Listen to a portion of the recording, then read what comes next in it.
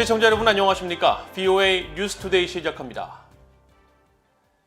미국 국무부는 북한의 인권 상황에 대해 깊이 우려하며 북한 인권 문제가 새로운 대북 정책의 핵심 요소로 남아있을 것이라고 밝혔습니다.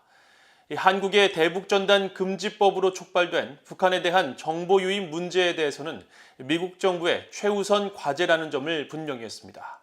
첫 소식 함지하 기자가 보도합니다. 미국 국무부가 국가별 인권 보고서를 발간하며 개최한 기자회견에 인권 문제를 담당하는 리사 피터슨 미국 국무부 민주주의 인권노동 차관보 대행이 참석했습니다. 피터슨 차관보 대행은 북한의 인권 상황과 관련한 BOA의 질문에 전 세계 최악이라며 강도 높게 비판했습니다. 그러면서 미국 정부가 북한 정권의 인권 침해에 대한 책임을 계속 물을 것이라면서 북한 인권 문제는 대북 정책의 중요 요소라고 강조했습니다.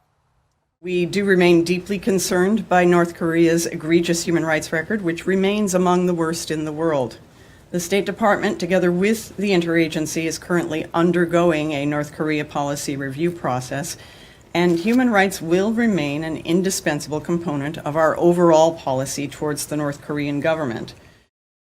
국제인권단체와 유엔 등의 우려와 법 철회 촉구 등 논란이 되고 있는 한국의 대북전단 금지법이 30일부터 시행된 것과 관련한 질문에는 대북 정보 유입의 중요성을 강조했습니다. 국제 정책으로서 미국은 인권 보호와 기본적 자유를 옹호한다며 자유로운 대북 정보 유입 활동을 지속적으로 하고 있다고 말했습니다. In terms of the anti-leaflet bill, increasing the free flow of information into North Korea is a U.S. priority. The dissemination of information is critical for North Koreans to access fact-based information not controlled by the North Korean regime. 피터슨 차관보 대행은 아울러 미국은 북한으로의 정보 접근을 촉진하기 위해 비정부 기구 내 파트너들, 다른 나라와 협력하고 있다고 밝혔습니다. 국무부는 각국의 인권 상황을 담은 2020 국가별 인권 보고서를 통해 북한의 강제 실종과 고문, 자의적 구금, 강제 노동 등 총 23개 사항에 대한 인권 유린 실태를 지적했습니다. 한국의 인권 상황에 대해서는 한국 정부에 의한 일부 대북 인권단체의 활동 제한과 대북 전단 살포 단체들의 설립 취소 등이 담겼습니다. 또 부패 항목에서 조국 전 법무장관과 김홍걸, 윤미향 국회의원 등을 명시하고 성추행 항목에서 박원순 전 서울시장과 오거돈 전 부산시장의 혐의 등을 적시했습니다.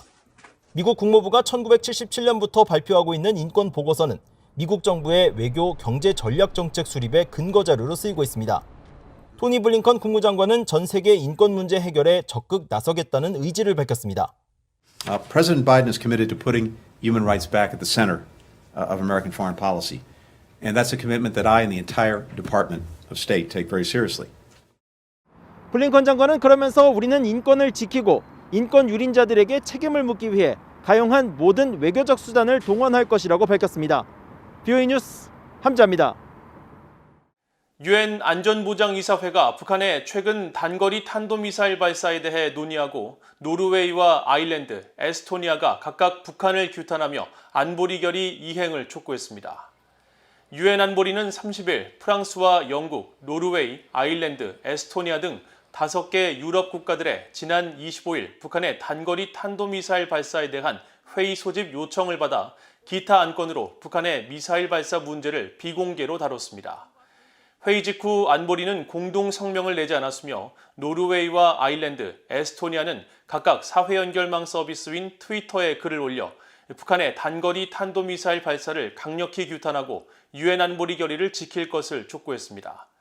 앞서 린다 토머스 그린필드 유엔 주재 미국 대사는 29일 북한의 단거리 탄도미사일 발사와 관련해 유엔이 취할 수 있는 추가적인 행동을 모색하고 있다고 말했지만 구체적인 방안은 밝히지 않았습니다. 대북 정책 검토가 최종 단계에 들어선 가운데 미국과 한국, 일본 세 나라가 심도 있는 논의를 계속하고 있다고 마크 네퍼 국무부 동아시아 태평양 담당 부차관보가 말했습니다. 네퍼 부차관보는 30일 워싱턴의 미국 진보센터가 주최한 화상 세미나에서 기조 연설을 통해 미한일 삼각 공조를 강조하며 이같이 밝혔습니다. 이어 바이든 행정부의 대북 정책 검토와 관련해 성김 동아시아 태평양 담당 차관보 대행이 한국과 일본 당국자들과 초기 협의를 했으며 삼국 당국자들은 계속 심도 있고 자세한 대화를 이어가고 있다면서 이는 북한이 제기하는 안보와 외교정책 도전에 대한 세 나라 간 긴밀한 조율 의지를 보여준다고 설명했습니다. 북한 해킹그룹 라자루스의 활동이 계속되는 가운데 이들의 해킹은 금전 취득이 가장 큰 목적이며 주로 개발도상국을 상대로 공격을 하고 있다는 지적이 나왔습니다. 미국 당국은 실제 드러난 해킹 공격 피해뿐만 아니라 북한이 해킹 대상으로 삼고 공격을 시도한 사례에도 집중하고 이에 대한 정보 공유에 힘쓰고 있다고 밝혔습니다. 오택성 기자가 취재했습니다. 미국 상공회의소가 주최한 북한 라자루스 그룹 웨비나에 참석한 미국 법무부의 아닐 안토니 LA 연방검찰청 사이버 지적재산권 범죄 담당 차장검사는 북한 해킹 그룹 라자루스의 활동을 분류하며 가장 큰 목적은 자금 획득이라면서 은행이나 가상화폐 절취뿐 아니라 랜섬웨어 유포도 포함된다고 밝혔습니다. There's this sort of patriotism. There's financially motivated crime, and then there's, to a lesser degree, although it still exists, espionage-related motivations. Where I think you see the most involvement of other actors is in that second category, financially motivated crimes. 보안 전문 업체 시만텍의 비크람 타쿠르 기술국장 역시 북한 라자루스 그룹의 활동은 자금 취득 목적에 중점을 두고 있다며 개발도상국이 주요 공격 대상이라고 지적했습니다. 특히 지난 2016년 발생한 방글라데시 중앙은행 해킹 사건이 대표적으로 해당 은행이 뉴욕 연방준비은행에 예치하고 있던 1억 100만 달러가 해킹으로 인해 절취됐고 이 가운데 8,100만 달러가 실제 이체됐었습니다. List of these institutions that have been targeted, one will notice that all of them are part of developing countries. You see them going primarily to organizations maybe in Asia or Africa or developing countries out there because the security posture is a lot weaker in some of these institutions. 스티븐 버나드 전 소니 픽처스 부사장은 지난 2014년에 소니를 대상으로 한 북한의 공격을 지적하면서 북한 당국의 애국주의 역시 북한 해킹 그룹의 활동이며 당시 피해가 매우 컸다고 설명했습니다. They were angry. They didn't want the movie to be released. So it was an extortion attempt in that regard. 안토니 차장검사는 북한 해킹 그룹의 공격을 다루는 데 있어 가장 중요한 것은 증거 수집이라면서 해커들은 그들의 자취를 감추는 데 뛰어나다고 지적했습니다. 안토니 검사는 바로 이러한 이유로 미국 당국은 피해자 조사뿐 아니라 공격 대상에 대한 조사에도 집중하고 있다며 관련 기관과 업체 등의 정보 공유를 통해 피해를 방지하는 것이 중요하다고 말했습니다. VOA 뉴스 오택성입니다. 제임스 맥콘빌 미국 육군 참모총장은 북한과 중국의 위협에 동시에 대처할 수 있도록 다영역 작전 개념을 도입하고 있다고 강조했습니다. 맥콘빌 육군 참모총장은 30일 민간 연구단체인 전략국제문제연구소 CSIS가 주최한 화상 대담에 참석해 어떤 적성국이라도 패퇴시킬 수 있도록 하는데 방점을 두고 있다면서 이같이 밝혔습니다.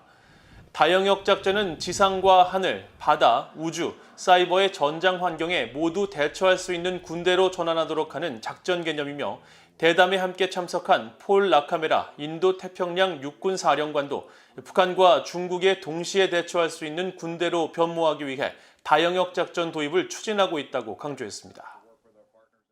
미국 육군이 주한미군과 주일미군 등 인도태평양 지역 4개 미사일 부대가 첫 탄도미사일 합동 방어 훈련을 실시했으며 영내 위협에 효과적으로 대응하기 위해 지속적인 훈련을 펼쳐나갈 것이라고 밝혔습니다.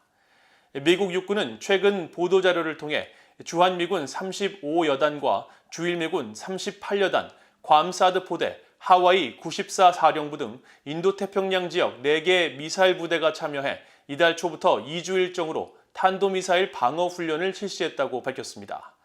하와이 94 사령부는 인도태평양 영내 미군의 탄도미사일 방어 작전을 지휘하고 있으며 38여단은 일본 내 배치된 탄도미사일 조기경보 레이더의 운용과 지휘 통제를, 35여단은 주한미군 패트리어트 부대와 경북 성주 사드 기지를 운용하고 있습니다. 미 육군은 이번 훈련이 적의 탄도미사일 공격 방어를 위한 작전 계획 수립과 정보 공유, 억제력 실행 등을 점검하기 위해 합동 지휘소 훈련으로 실시됐다며 인도태평양 영내 직접적인 영향을 줄 수 있는 실제적 위협에 상호 대응할 수 있는 능력을 재확인할 수 있는 계기가 됐다고 평가했습니다. 이상으로 BOA 뉴스투데이를 모두 마칩니다. 시청해주신 여러분 고맙습니다.